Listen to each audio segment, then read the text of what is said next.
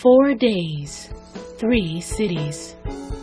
Teens shared their perspectives through video, audio, and spoken word. What you are about to witness are real conversations by real youth.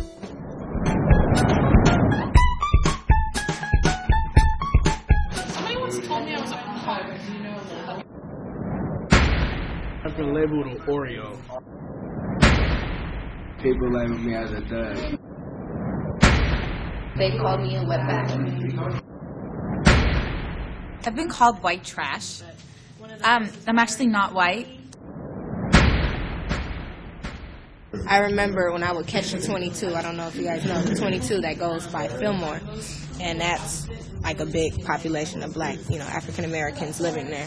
And I'll never forget, it was one lady, she was Caucasian, and she said, "Oh, well, why don't you go back to your corner and smoke your drugs and da-da-da-da." And I said one thing, I said, I go to school. I said, and second of all, I said, I'm getting me an education. I said, so I do not go on no corner. He's a thug. He wears baggy pants. I don't know, he could be a straight A student. I automatically have this way of thinking because, just the outer part of him that I see, that I've been trained to see. I notice I get treated differently according to what I wear. Sometimes I just feel weird because I don't dress like a girl. I'm kind of sensitive about it because you can kind of feel the presence of people's disapproval. I'm not dressing the way I dress to fit into a label. I'm dressing the way I dress because I feel comfortable. I love piercings, so I get pierced. I love dyeing my hair just because it's fun, so I dye my hair. I just want to be me. I just want to express myself the way I want to express myself. And as long as it's not affecting anybody in any negative way around me, then I should be allowed to do so.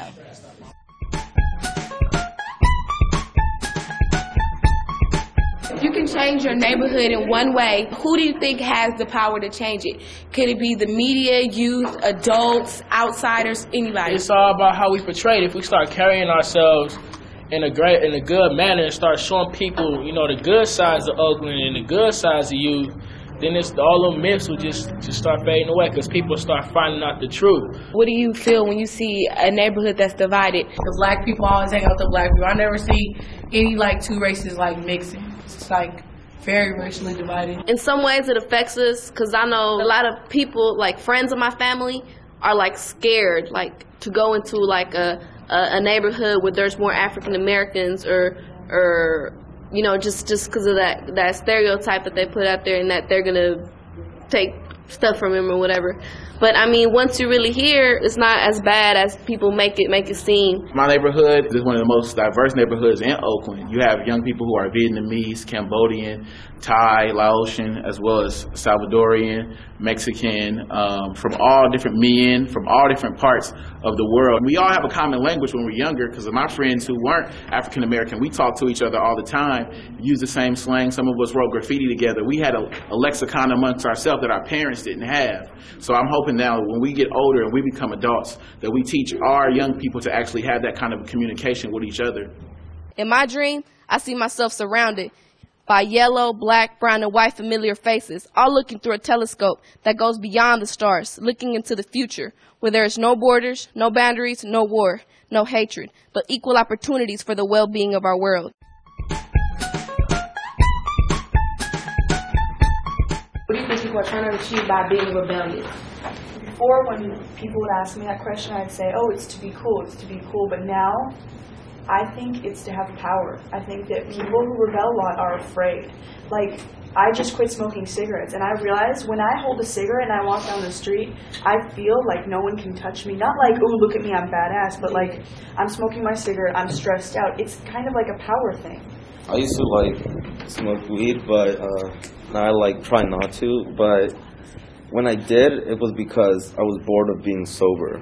It wasn't I craved it or anything. I was just bored and I wanted to just fit that boredom. I bet like everybody in this room before, when they were like in 3rd grade or 4th grade, had someone come into their class, I remember, and we signed like a paper saying that we weren't going to do drugs. Signed a paper like promising that we would never do drugs. Or like, I remember sitting in class next to this guy, and they were giving us a presentation about cigarettes. And then I was like, I think it was 4th grade, and they were just showing us like lungs and just what it does to you. And I was like to the kid next to me, I was like, damn, I'm never going to smoke.